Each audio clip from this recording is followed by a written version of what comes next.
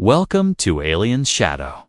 If you love epic sci-fi stories where humanity shines, you're in the right place.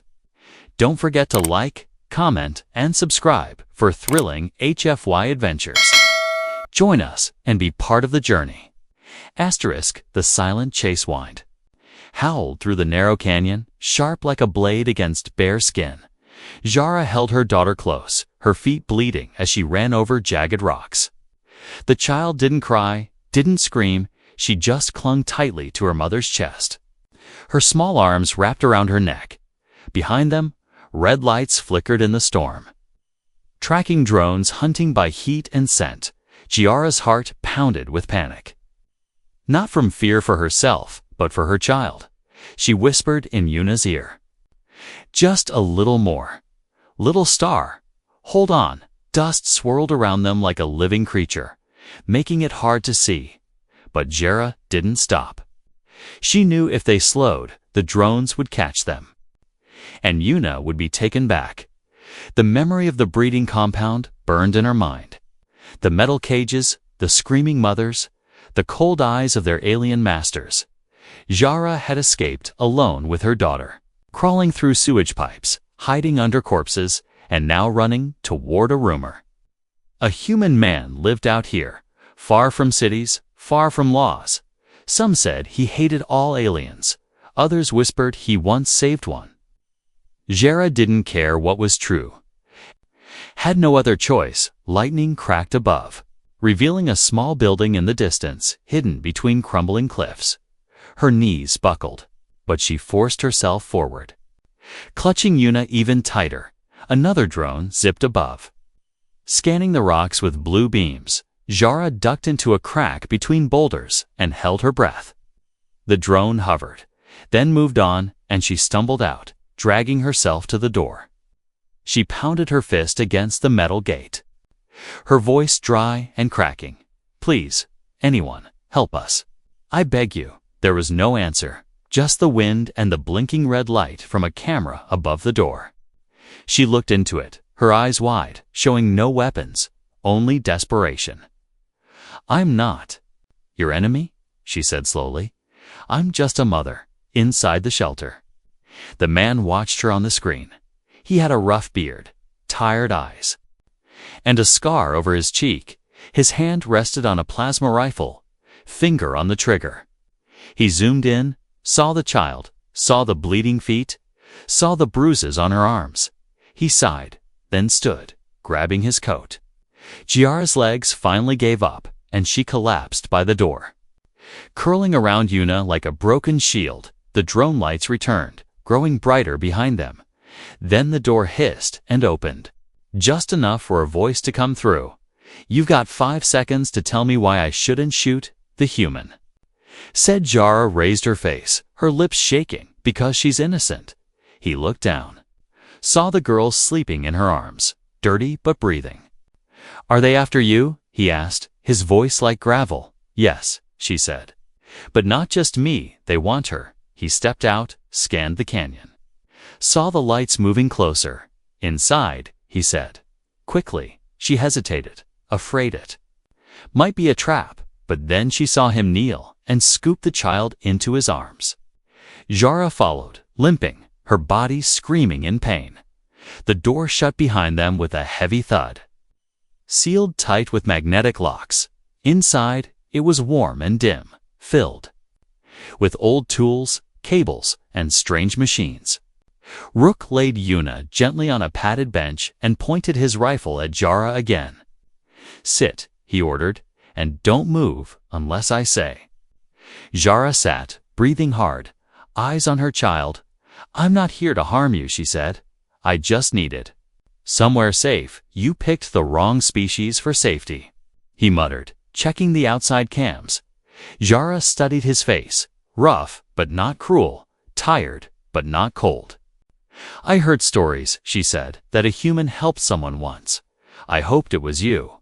Rook didn't answer, just stared at the approaching drones on the screen. "They'll find you here," he said, "and me too. Then let us go." Jara whispered, "But please, let her rest a moment." Rook didn't move, didn't blink. Then he turned away, pulled out a large blanket, and handed it to her. "Cover her with this. Keep her quiet," he said. "We'll talk after they pass." Jara took the blanket and wrapped it around Yuna, tears in her eyes. Outside, the storm screamed louder, and the red lights of the drones scanned the rocks again. Inside, silence hung heavy, except for one soft sound, the deep, slow breathing of a child who, for the first time in days, felt safe, and the man who watched over her with a rifle in one hand and a strange, new feeling in his chest. He didn't know what it was yet, but it felt like something worth protecting. A man named Rook. The storm outside grew calmer, but the air inside the shelter was heavy with silence. Jara sat quietly on the floor, her back against the wall, watching the human move with careful steps. He didn't talk much, only pointed, nodded, or gave short commands.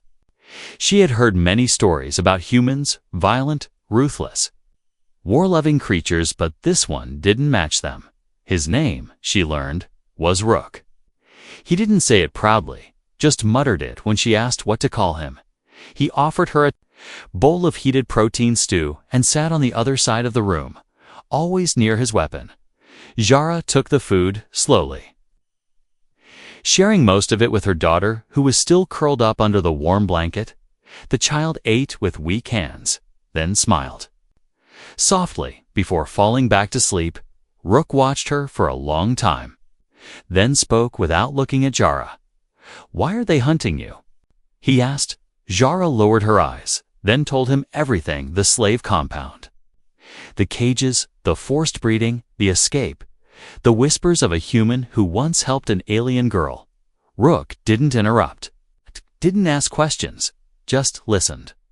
When she finished, he stood and walked to a cabinet, pulling out a box of old med supplies. "I don't help people anymore," he said. "Not since the war." Jara frowned.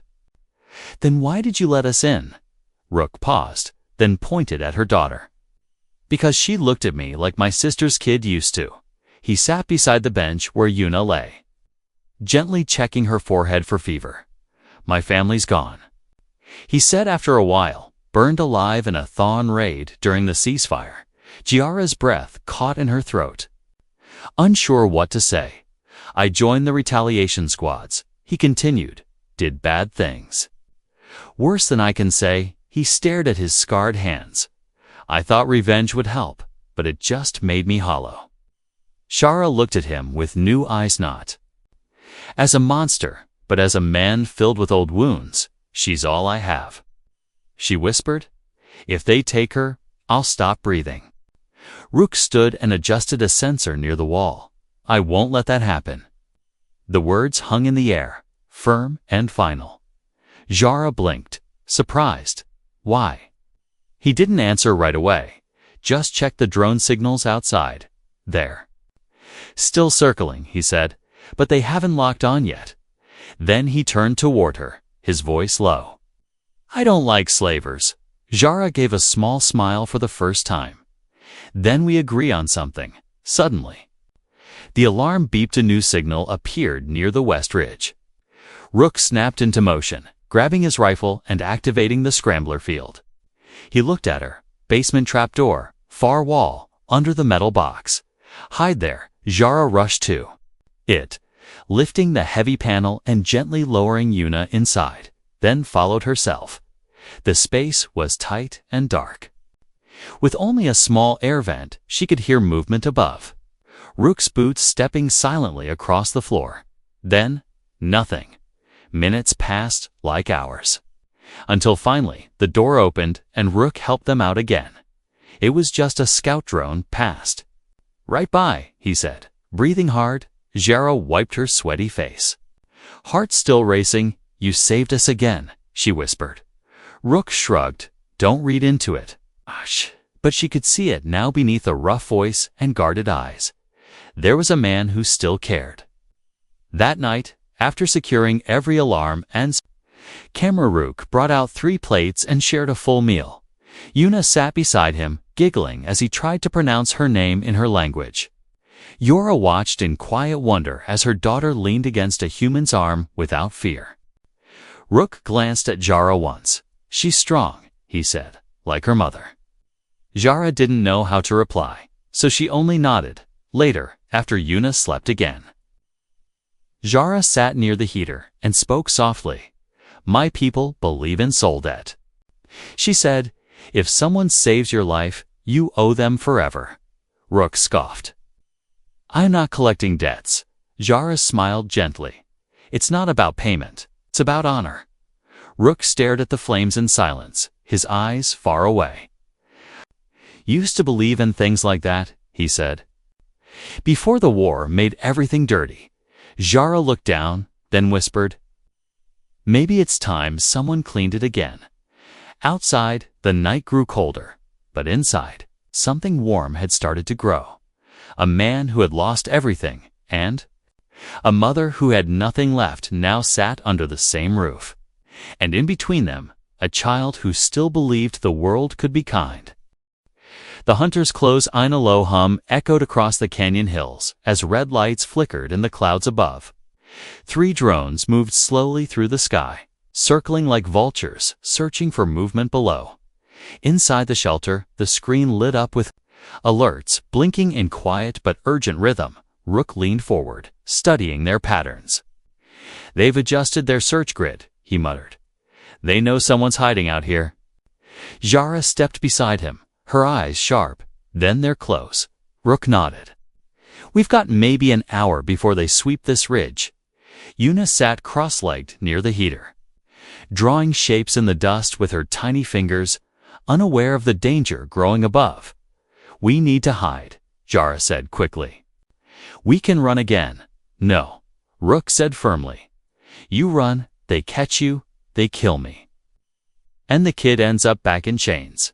Jara opened her mouth to argue, but then closed it. Understanding, Rook stood and grabbed a metal box from the corner of the room, setting it on the table with a thud. Inside were old devices, smoke bombs, signal scramblers, and pressure mines. "I used to be hunted too," he said. "Different war, same cowards." He handed Jara a gray sphere the size of an apple. "Toss this if you see anything with red eyes." Jara examined the sphere and nodded silently. Then she looked at Rook. "Why are you helping?" "US like this?" Rook gave a half smile. "I think I just like making slavers mad." He walked to the back and opened a hidden door leading to a tunnel carved deep into the rock. "I built this in case I ever needed to disappear," he said. "Now it's your backup exit."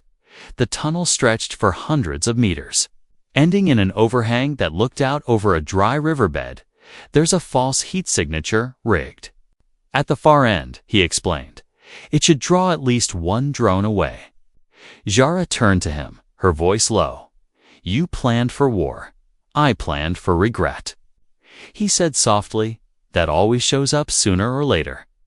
Back inside, Yuna crawled into his lap without asking, curling up like a kitten. Rook didn't push her away, only looked at Jara with tired eyes. "She trusts you," Jara said. "She doesn't even trust her own blood anymore." Rook looked down at the girl, then at the screen where the drones blinked closer. "Then, I guess I better not mess this up," he replied. They spent the next hour preparing, sealing vents, jamming signals, and turning off all lights. Rook placed mines in the rocks outside, set to trigger only if weight passed a certain point. He also covered the shelter in thermal blocking foil. Stolen tech from an old black market deal. Jara checked Yuna's pulse, then sat by the wall with her weapon sphere in hand. The clock ticked, slow and heavy, until suddenly the screen flashed red. 1 drone's descending. Rook said quietly. "Other 2 are holding high orbit." He loaded his rifle, turned on the external mics, and listened. The hum grew louder. And then came a soft thud, wings against dust, metal touching stone. Jara held her breath as Rook stood near the door. Calm but ready, the drone moved toward the shelter. Scanning the surface, blinking red, it hovered for a moment, then slowly floated to the side, as if sensing something off. Suddenly, a sharp beep one of the mines triggered near the dummy signal zone. A burst of heat and sound exploded in the distance, and the drone turned instantly, flying toward it. Rook exhaled. Slowly, that bought us maybe 10 minutes. Will they come back? Jara asked. They always do, he answered, but not right away. Jara stepped forward, reaching out slowly, and placed her hand on his shoulder. Thank you, she whispered, for not treating us like dirt. Rook looked at her hand, rough and scarred like his own, and nodded. I didn't save you for thanks, he said. I did it because I know what it feels like to be hunted for something you didn't do. She smiled faintly, and for the first time, it wasn't just gratitude, it was trust. Later that night, after everything was quiet, they sat around a dim lantern and shared dry food bars. Yuna sat between them, laughing as Rook made silly faces using a spoon as a mask. Jara laughed too, her voice light and warm, something she hadn't done in years. Rook caught her eye, and neither of them said anything. But both understood something had changed. The storm outside still raged, and the skies still held machines hunting flesh. But inside that small shelter carved into stone, a mother, a daughter, and a tired human survivor shared a fragile peace. And even if danger returned tomorrow, tonight they were no longer alone. A new kind of family. The days that followed were quiet, almost too quiet. The drones didn't return. The sky stayed clear, and the sensors picked up no movement. Still, Rook remained cautious, checking the perimeter every few hours.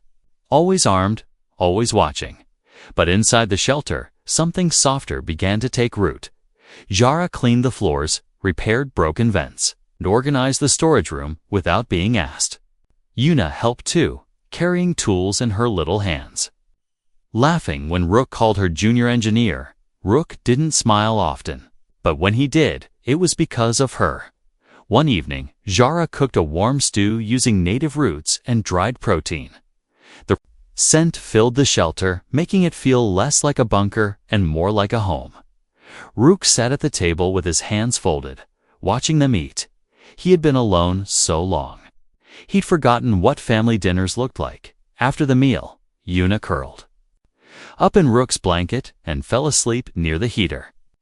Jara knelt beside him, her voice low and serious. You gave her something I couldn't. She said, peace. Rook looked down at his hands, then at the child breathing softly under the blanket. I didn't do much, he muttered.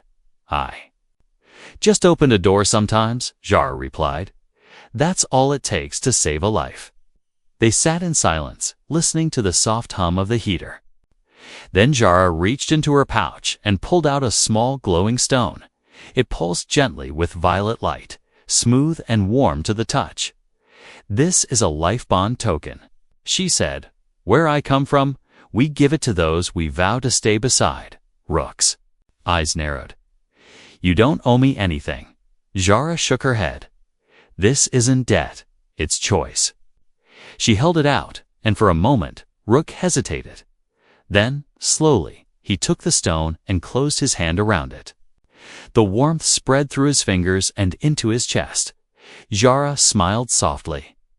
You're not just a protector anymore. You're a part of us. That night, Rook dreamed for the first time in years. He saw himself not in war, but in a field of teas.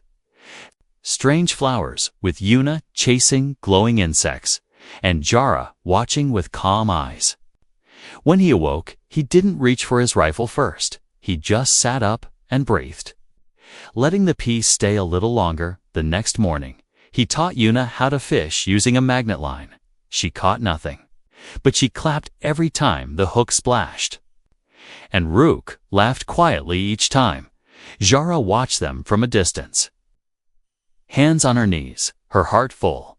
For the first time since escaping the compound, she didn't feel like prey. She felt like someone rebuilding something worth living for. Later, Rook took them to the old greenhouse behind the rocks. It's mostly overgrown and forgotten. Together, they cleaned it out, planted seeds, and fixed the irrigation pump. Jara used her knowledge of alien herbs, while Rook taught her how to build water filters from scraps. They worked side by side, sometimes in silence, sometimes with light teasing when the wind blew through the doorway and carried laughter into the open air. Even the birds returned to perch nearby. One afternoon, a message pinged through Rook's old satellite relay encrypted, coded, and bouncing from far space. It was from a human colony on the other side of the sector, looking for new settlers. Rook read the message twice, then turned to Jara. "There's a place we could go," he said. "No laws, no patrols, just a big open sky and land to grow things." Jara looked at Yuna, who was drawing flowers on the floor with colored chalk. She took a deep breath. "Would they accept us?" Rook nodded slowly. "If they don't, I won't accept them." They packed light, only what they needed, only what mattered, before leaving. Rook carved something into the doorframe of the shelter. A name, not his alone, not hers, but all. 3 of them. He locked the door one last time and looked at the building, not with regret, but with gratitude. It had been a bunker, a battleground, a tomb of memories, but in the end, it became something better. It became the place where a soldier found peace, a mother found hope, and a child found a father. As they walked away from the shelter, Jara held Yuna's hand, and Rook walked beside them with quiet steps above them. The stars blinked like watchers in the sky, silent but full of stories. This story now was theirs, and they would write the next chapter together, not as strangers, not as survivors, but as a family.